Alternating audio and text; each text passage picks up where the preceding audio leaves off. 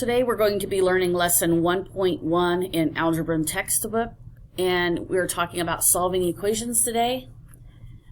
And we're going to talk about a couple of different ways to solve equations. The first one is by guess and check. Guess and check is where you look at an equation and you guess to see which would work. So if I had an unknown, minus 15 equals 12, I would guess what would go in this box or in the place of the variable and try to determine the answer that way. Another way is to solve an equation by working backwards. In this method, you begin at the end and work backward towards the beginning. And when I'm working backwards, that's where I would take my 15 and my 12, and since this is being subtracted, I'm going to add the two. And when I add them, I get 27. Then I'm going to take this 27, substitute it in. If I take 27 minus 15, do I get 12? Yes, I do. So there's the two methods that we can use to solve an equation when it's a one-step equation. Let's do this one.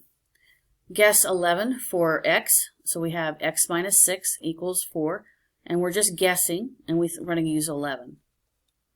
So 11 minus 6 is 5. Is 5 equal to 4? No. This is not a true statement. Since 11 was too high, I need to adjust my guess. So since it was too high, I'm going to go down 1. So instead of 11, I'm going to try 10. 10 minus 6 is 4. Is 4 equal to 4? Yes. This is a true statement. When I'm working backwards, using the same equation, x minus 6 equals 4, working backwards, instead of subtracting, I'm just going to add these two, and that gives me 10. So if 4 plus 6 is 10, is 10 minus 4 6? Yes.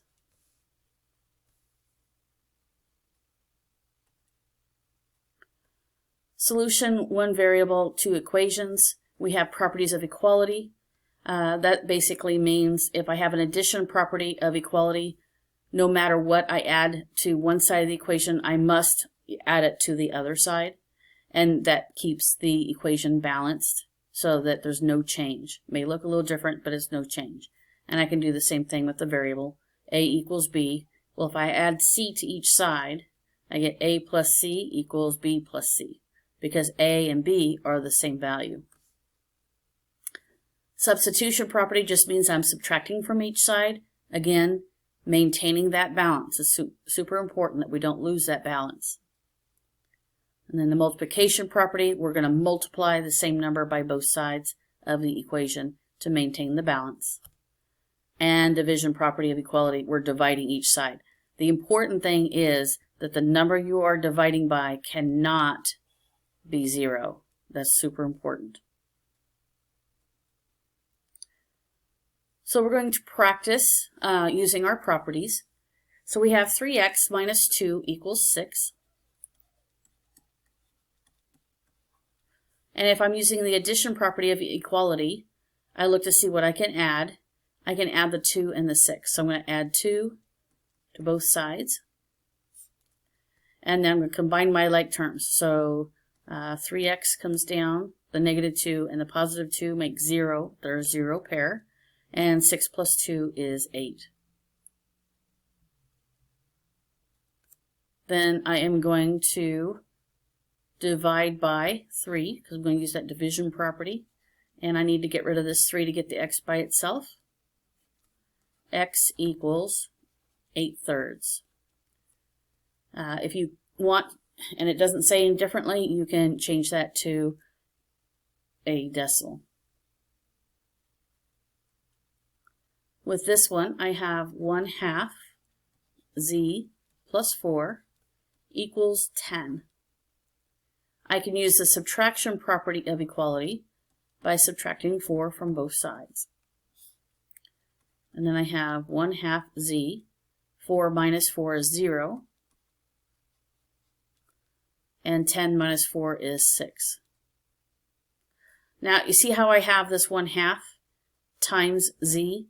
Normally, we would use the division property, but in this case, division with a fraction is the same as multiplying by the reciprocal. So to get rid of the 1/2, I'm actually going to multiply both sides by the reciprocal, which is 2. And that cancels those out to make them 1. I get z, and 6 times 2 is 12. Now, if you're ever unsure if you've done the work correctly, you can always do a check step. And that's where you take the equation and you put what your solution was back in it and see, does it truly equal what they said it did? So our equation was 1/2 z plus 4 equals 10. And we found that z is 12. So we're going to work backwards. So if I take 1/2 of 12, well, I know that half of 12 is 6. So I'm going to take 6 plus 4. 6 plus 4 is 10. Is 10 equal to 10? Yes. It checks out. So I've done my check step. This truly is a true statement.